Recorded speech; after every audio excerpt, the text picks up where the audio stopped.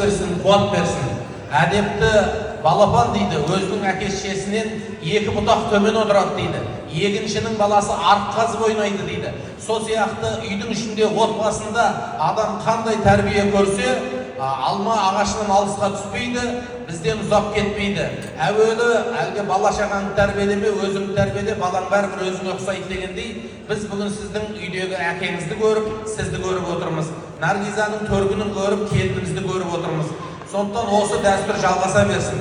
Әрбір тойға қатысқан, қазақтың жерінде көк туып деп мақтанатын әрбір азаматқа жұғысты болсын. Ұл-қыздарымыздың тек қана жақсылығына куә болайық.